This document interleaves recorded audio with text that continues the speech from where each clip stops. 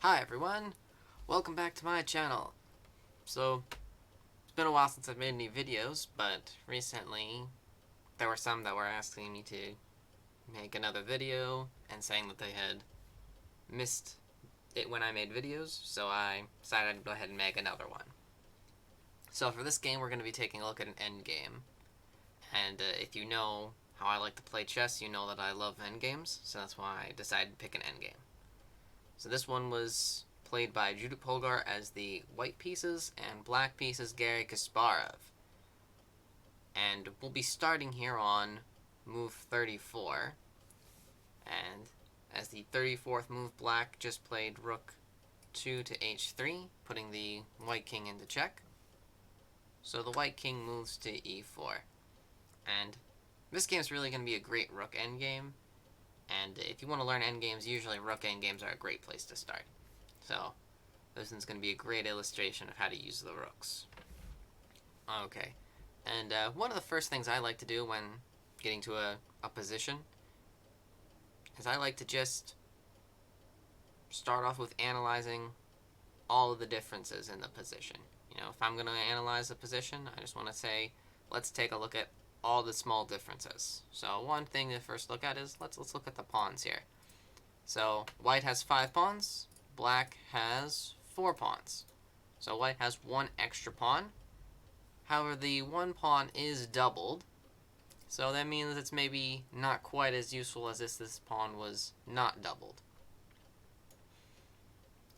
The other thing, let's take a look at the rooks. So we have 2 rooks for each side. But these white rooks look slightly better because 1, they're in the center. 2, this rook is already attacking something, so that's good. And these rooks are off to the side, so these rooks looking slightly better. Let's look at the king. The king on e4 is a little bit better than this king on c8. Because in the endgame, you want your king to be active. In the opening and middle game, you want to be trying to keep your king safe, like this king is on the back row. But during the endgame, you really need to be using your king, or else you're not using a very useful part of your army. Okay, next move, b6. Obviously, as mentioned, this rook was attacking that pawn, so b6 defends the pawn. Rook c6 check, king to b8, and now rook d7. So rook on d7. A rook on the 7th rank is very powerful for 2 reasons. 1, it ties down the black king. The black king now will never be able to step up to the 7th rank as long as this rook is here. Second reason it's powerful. As you know, the 7th and 2nd ranks are where the pawns start. So if a white rook can get to the 7th rank, or a black rook to the 2nd rank, then it... Oops, didn't mean to play that move. So if a rook can get to the 2nd or 7th rank, it'll be very powerful to be attacking all of the pawns. Okay. Rook h2, attacking the pawn, so king to e3 to defend. Rook f8, attacking another pawn.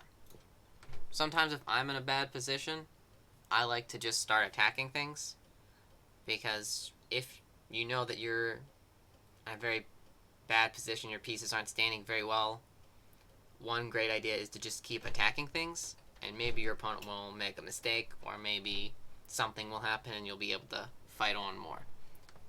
But white does something very good, because you can just ignore this pawn, because the only thing better than having 1 rook on the 7th rank is having 2 rooks on the 7th rank. So white just ignores the threat to the pawn to get the rooks doubled on the 7th rank.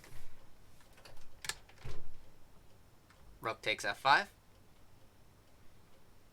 Rook b7 check. King c8. Another check. And king d8. And now the rook takes the pawn on g7. So I do want to go back one move here, just to show this. So you can take the pawn on g7 right now. but it's better to wait a move. And here's why. So there's a little tactical idea here. After king d8, rook takes g7, you are now threatening rook g8 check. You know, if white had a second move, white would just play rook g8, and then rook f8 to block, and then rook will take on f8, and that'll be checkmate. But if we go back 1 second, let's go back to this position here. If here you take the rook, take with the rook, you are not threatening rook to g8 checkmate, because the king would be able to take the rook, because this rook on b7 is undefended.